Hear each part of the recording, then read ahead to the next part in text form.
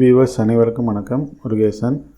இந்த வீடியோவில் நம்ம பார்க்க போகிறது ஒரு போர்ட்ஃபோலியோ எப்படி க்ரியேட் பண்ணுறது, ஒரு இன்வெஸ்ட்மெண்ட் போர்ட்ஃபோலியோ ஸ்டாக்கில் எப்படி க்ரியேட் பண்ணுறது, அப்படி அதை பற்றி தான் சொல்ல போகிறேன். நம்ம வீடியோவில் ட்ரேடிங் பற்றியும் வீடியோ கண்டினியூவாக வரும். இந்த வீடியோ வந்து இன்வெஸ்ட்மெண்ட் பற்றி கொஞ்சம் பேசுகிறேன். அதனால் ட்ரேடர் யாரும் கொஞ்சம் எதுவும் நினச்சிக்க வேணாம். நமக்கு தேவையில்லாத வீடியோவாக போடுறாரு அப்படின்னு நான் போடுறேன்னு நினச்சிக்க வேணாம். ஓகேங்களா? எப்போதுமே ட்ரேடிங்க்கான வீடியோவும் வந்துட்டு இருக்கோம். இப்போ எதுக்காக இன்வெஸ்ட்மெண்ட் பற்றி நான் லாஸ்ட் ஒரு 2 வீடியோ பேசுகிறேன் அப்படின்னா, மார்க்கெட் ஒரு இறங்குமுகமாக இருந்தது. அதை வந்து நல்ல ஒரு ஆப்பர்ச்சுனிட்டி, அந்த வாய்ப்பை வந்து ரொம்ப மார்க்கெட் இன்னும் நான் எதிர்பார்த்தேன் இன்னும் கூட இறங்க வாய்ப்பு இருந்ததுன்னு, அப்படி இறங்குச்சு அப்படின்னா நல்ல ஒரு வாய்ப்பை யூஸ் பண்ணி நம்ம இன்வெஸ்ட்மெண்ட் பண்ணோம்னா ஒரு ஸ்ட்ரெஸ் இல்லாமல் ஈஸியாக ஒரு பணம் சம்பாதிக்கக்கூடிய வழி இன்வெஸ்ட்மெண்ட்டில். ஓவரால் மார்க்கெட் இறங்கும்போது இன்வெஸ்ட் பண்ணோம். ஓகேங்களா? அப்படி பண்ணும்போது ஒருத்தர் கமெண்ட் பண்ணியிருந்தாங்க. இதுக்கு முன்னாடி வீடியோவில் சொல்லும்போது நான் ஒவ்வொரு ஸ்டாக்கில் இன்வெஸ்ட் பண்ண போகிறேன், அதில் பண்ண போகிறேன் அப்படின்னு பண்ணியிருந்தாங்க. ஆனால் இன்வெஸ்ட்மெண்ட் பண்ணுறதும் ஸ்டாக்கில் ஈக்விட்டியில் இன்வெஸ்ட்மெண்ட் பண்ணுறதும் சும்மா ஏதோ ஒரு பேர் கேட்டவொடனே இதில் சொல்கிறாங்க அப்படின்னு இன்வெஸ்ட்மெண்ட் பண்ணிங்கன்னா அதுவும் சக்ஸஸ் தருமானு எனக்கு உறுதியாக சொல்ல முடியாது. அப்போ ஒரு போர்ட்ஃபோலியோ க்ரியேட் பண்ணணும். போர்ட்ஃபோலியோ எப்படி க்ரியேட் பண்ணுறது அப்படின்னா, இப்போ நீங்கள் ஒரு ஸ்டாக் வந்து ஒரு குறிப்பிட்ட அமௌண்ட் இருக்குன்னா, அந்த குறிப்பிட்ட அமௌண்ட்டை கொண்டு போய் ஈக்விட்டியில் ஸ்டாக்கில் இன்வெஸ்ட் பண்ண போகிறீங்க அப்படின்னா, ஒரே ஸ்டாக்கில் கொண்டு போய் இன்வெஸ்ட் பண்ணக்கூடாது. அதை வந்து பிரித்து பண்ணணும். அது எத்தனை ஸ்டாக்கு பிரிக்கிறது, ஹவு மெனி நம்பர் ஆஃப் ஸ்டாக்கில் இன்வெஸ்ட் பண்ணுறது அப்படின்னு கூட உங்களுக்கு டவுட் இருக்கும். இன்வெஸ்டரில் 2 டைப்பாக இருக்காங்க. ஒன்று கான்சன்ட்ரேஷன், ரெண்டாவது டைவர்சிஃபிகேஷன் அப்படிங்குவாங்க. போர்ட்ஃபோலியோவே டைவர்சிஃபிகேஷன் தான். டைவர்சிஃபை பண்ணுறது தான் நம்ம முதலீடை.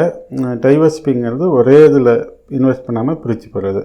இந்த கான்சன்ட்ரேஷன் இன்வெஸ்டர் எப்படி இருப்பாங்க அப்படின்னா, அவங்க மேக்ஸிமம் குறிப்பிட்டு ஒரு 7-8 ஸ்டாக்குக்கு மேலே பிரித்து போட மாட்டாங்க. நல்லா நினச்சிக்கோங்க. 1 லட்ச ரூபா வச்சுருக்குறாங்க அப்படின்னா அதை வந்து 7ஆக பிரித்து, 7ஆவோ 8ஆவோ இல்லை 6ஆவோ பிரித்து அந்த பணத்தை எவ்வளோ ஈக்குவலாக, அப்படி இல்லைன்னா அவங்க எதில் அதிக நம்பிக்கை வைக்கிறாங்களோ அதில் ஒரு அதிகமான பர்சன்டேஜும், கொஞ்சம் டவுட்டு குறைவாக இருக்கிறதுல குறைவான பர்சன்டேஜும் அவங்களுக்கு என்னப்படி இன்வெஸ்ட் பண்ணுவாங்க. ஆனால் ஒரே ஸ்டாக்கில் இன்வெஸ்ட் பண்ணுவாங்க.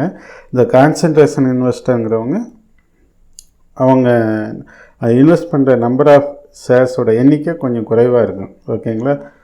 இதே டைவர்சிஃபிகேஷன் அப்படின்னா இவங்க பார்த்தீங்க அப்படின்னா மினிமம் ஒரு 15-20 ஸ்டாக் அதாவது பண்ணிடுவாங்க. இப்போ 1 லட்ச ரூபா இருக்கிறாங்கன்னா அதை பிரித்து ஒரு 15-20 ஸ்டாக்கில் இன்வெஸ்ட் பண்ணுவாங்க. அவங்க உதாரணத்துக்கு சொல்கிறேன், 1 லேக்குங்கிறது எவ்வளோ இன்வெஸ்ட் பண்ண போகிறாங்க, இல்லை அடுத்து எவ்வளோ வர போகிறாங்களோ அதெல்லாம் ஒரே ஸ்டாக்கில் இன்வெஸ்ட் பண்ணாமல் தனித்தனியாக ஒரு இன்வெஸ்ட் பண்ணுவாங்க. அதில் வந்து மினிமம் ஒரு 15-20 ஸ்டாக்காவது பிரிச்சுடுவாங்க. ஓகேங்களா? இப்போ நீங்கள் ராகேஷ் சிஞ்சன்வாலா அவரெல்லாம் பார்த்தீங்க அப்படின்னா ஒரு 10-15 ஸ்டாக்கில் ரொம்ப ஒரு பர்சன்டேஜ் இன்வெஸ்ட்மெண்ட்டு பர்சன்டேஜ் அதிகமாக இருக்கும். மற்ற ஒரு 20-30-40-50 ஸ்டாக்லாம் வந்து பார்த்திங்கன்னா பர்சன்டேஜ் ரொம்ப குறைவாக இருக்கும்.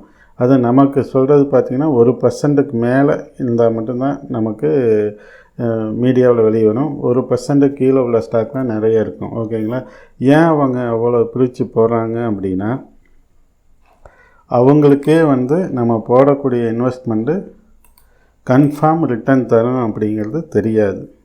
இதில் ஸ்டாக் ஈக்விட்டியில் ஒரு பிஸ்னஸில் இன்வெஸ்ட் பண்ணும்போது எப்படி வேணாலும் அந்த பிஸ்னஸ் வந்து தோல்வியும் ஆகலாம். அதனால தான் அவங்க என்ன பண்ணுறாங்க, அந்த ரிஸ்க்கை குறைக்கிறதுக்காக தான் அந்த அளவுக்கு பிரித்து இன்வெஸ்ட் பண்ணுறாங்க.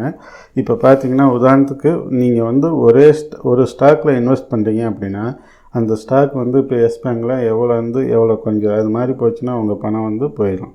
இதே வந்து உங்கள் பணத்தை வந்து பிரித்து போடும்போது உங்களோட பணம் வந்து லாஸ் ஆகக்கூடிய வாய்ப்பு குறைவாகும்.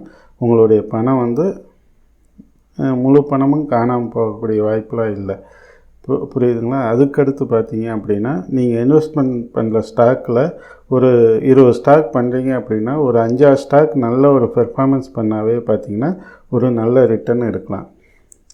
ஓகே, அதுக்காக தான் வந்து இன்வெஸ்ட்மெண்ட் பண்ணணும். இன்வெஸ்ட்மெண்ட்டை பிரித்து பண்ணணும். அதுதான் டைவர்சிஃபிகேஷன். அதே மாதிரி ஒரே செக்டாரில் பண்ணாதீங்க, வெவ்வேறு செக்டாரில் பண்ணுங்கள். ஓகேங்களா.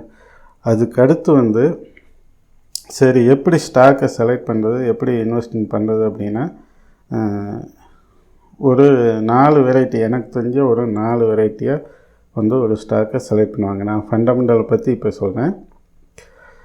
அதில் ஃபஸ்ட்டு வந்து வேல்யூ இன்வெஸ்டிங், ரெண்டாவது வந்து க்ரோத் இன்வெஸ்டிங், மூணாவது வந்து வேல்யூ அண்டு க்ரோத் இன்வெஸ்டிங், நாலாவது ஸ்பெஷல் சிச்சுவேஷன்ஸ். வேல்யூ இன்வெஸ்டிங்னால் என்னென்னா, அவங்க அந்த ஸ்டாக்கை செலக்ட் பண்ணும்போது, இன்வெஸ்ட்மெண்ட்டுக்காக செலக்ட் பண்ணும்போது அவங்க கிரிட்டேரியா என்ன இருக்கும் அப்படின்னா, அந்த ஸ்டாக் வந்து வருஷத்துக்கு வருஷம் அதோட பிஸ்னஸ் டெவலப் ஆகுதா அப்படிங்கிறத பார்க்க மாட்டாங்க. அந்த ஸ்டாக் வந்து தற்போது புக் வேல்யூவோட குறைவாக, இல்லை அதோட அசட்டை விட குறைவாக, அதோட பிஇ ரேஷியோ ரொம்ப குறைவாக, நல்ல ஒரு டிவிடெண்ட் கொடுக்குற ஸ்டாக்காக இருக்கா அப்படிங்கிறது மட்டும்தான் பார்ப்பாங்க. ஓகேங்களா. அதான் வேல்யூ இன்வெஸ்டிங். அவங்க வந்து அதாவது ஃபஸ்ட்டு வந்து ஒரு ஸ்டாக்கை செலக்ட் பண்ணுற மாதிரி அதோட ஒரு வேல்யூ பண்ணுவாங்க, மதிப்பீடு செய்வாங்க. அது இன்ட்ரின்சிக் வேல்யூ, கேஷ் ஃப்ளோ, இந்த மாதிரி நிறைய வச்சு balance sheet, income statement, cash flow statement இதெல்லாம் வச்சு அவங்க ஒரு வேல்யூவை பண்ணுவாங்க. அந்த வேல்யூவை விட ரொம்ப குறைவாக இருக்கும்போது மட்டும்தான் இன்வெஸ்ட் பண்ணுவாங்க. எப்போ வந்து விலை வந்து அதிகமாக அந்த வேல்யூ தொடுதோ அப்போ வந்து அவங்க அந்த ஸ்டாக்லேருந்து வெளியே போயிட்டு அடுத்த ஒரு வேல்யூவோட ரொம்ப எங்கே குறைவான ஸ்டாக்கு ட்ரேட் ஆகிட்டு இருக்கோ அதில் இன்வெஸ்ட் பண்ணுவாங்க. அவங்க தான் வேல்யூ இன்வெஸ்டிங். ஓகேங்களா. வேல்யூ குறைவாக இருக்கும்போது அந்த வேல்யூவை விட அந்த ஸ்டாக் குறைவாக ட்ரேட் ஆகிட்டு இருக்கும்போது இன்வெஸ்ட் பண்ணிவிட்டு, அது வேல்யூவை விட அதிகமாக போகும்போது அந்த ஸ்டாக்லேருந்து வெளியே வந்துடுவாங்க. இது வந்து வேல்யூ இன்வெஸ்டிங். அதுக்கு நிறைய ரேஷியோ இதெல்லாம் இருக்குது. அது அடுத்து வர வீடியோலாம் அதை பற்றியும் வரும்.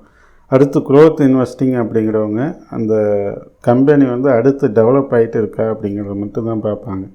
அதாவது இந்த வருஷம் வந்து ஏர்னிங் ஒரு 1000 கோடி சம்பாதிக்கணும், அடுத்த வருஷம் ஒரு 1200 கோடி, ஒரு 2-3 வருஷத்தில் ஒரு 2000 கோடிக்கு, ஒரு 4-5 வருஷத்தில் ஒரு டபுள் பண்ணுமா அதோட ஏர்னிங்கை அப்படிங்கிறத பார்ப்பாங்க.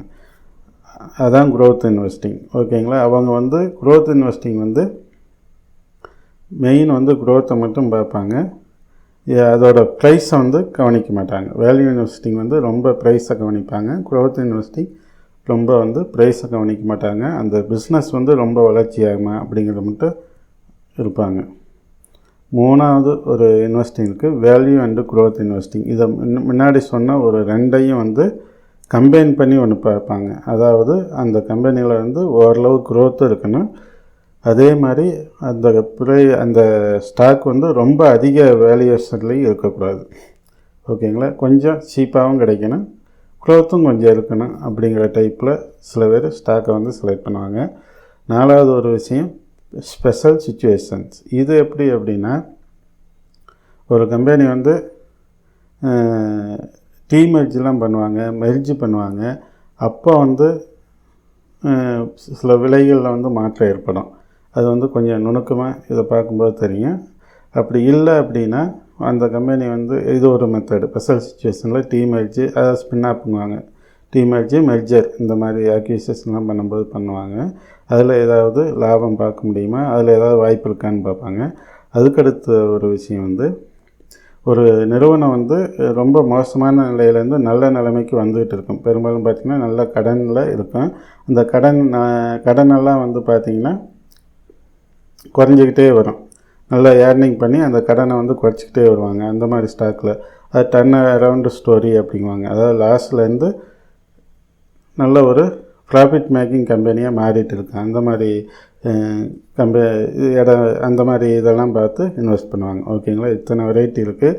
இதெல்லாம் எப்படி நம்ம அவங்க பண்ணுறாங்க, நம்ம எப்படி இது பண்ணலாமா அப்படின்னா, இந்த உலகத்தில் டேட்டாங்கிறது எல்லாத்துக்கும் கிடைக்கிது. ஓகேங்களா. அதனால் நம்ம வந்து முயற்சி செஞ்சோம்னா இதெல்லாம் பண்ண முடியும். டேட்டாவெல்லாம் பார்த்திங்கன்னா நிறைய வெப்சைட்டு கொடுக்குறாங்க, நியூஸ்லாம் வருது. அதெல்லாம் வச்சு நம்ம என்னென்னு தெரிஞ்சுக்கிட்டோம்னா இன்வெஸ்ட் பண்ண முடியும். ஓகேங்களா. அதுக்கடுத்து ஒரு விஷயம், நம்ம ரீட்டைல் இன்வெஸ்டராக இருக்கிறதுனால டேட்டாவை மட்டும் வச்சு பண்ண முடியாது. ஏன்னா டேட்டா வர்றது அனைத்துமே 100% வந்து உண்மையான டேட்டான்னு நினைக்க முடியாது. அதனால் சார்ட்டையும் நம்ம பார்க்கணும்.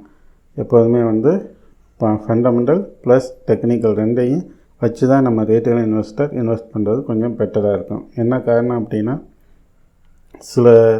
இப்போ லாஸ்ட்டாக சில வருஷங்கள்லாம் பார்த்திங்கன்னா பெரிய பெரிய ஒரு கம்பெனிலாம், அந்த கம்பெனியோட சிஇஓலாம் ரொம்ப மதிக்கப்பட்டவங்க, ரொம்ப வந்து ஹானஸ்டான பர்சன் அப்படின்னு நினச்சோம். ஆனால் அவங்களோட ஸ்டாக்கே வந்து பார்த்திங்கன்னா நிறைய ஒரு ஸ்கேம் அந்த மாதிரிலாம் நடந்திருக்கு. அதனால தான் சொல்கிறோம், இதெல்லாம் பார்த்துட்டு ரெண்டாவது டெக்னிக்கலும் பார்க்கணும். ஓகேங்களா? ஒரு இன்வெஸ்ட்மெண்ட்னால் எத்தனை விஷயங்கள் இருக்குது. இது வந்து ரொம்ப ஒரு மேலோட்டமாக தான் டச் பண்ணியிருக்கேன். இப்போ உங்களுக்கு தெரிஞ்சிருக்கும் ஒரு ஸ்டாக்கில் இன்வெஸ்ட் பண்ணுறதுக்கு முன்னாடி இன்னும் எவ்வளோ கற்றுக்க வேண்டியது இருக்குது அப்படின்னு. இந்த வீடியோ பிடிச்சிருந்தால் லைக் பண்ணுங்கள், ஷேர் பண்ணுங்கள்.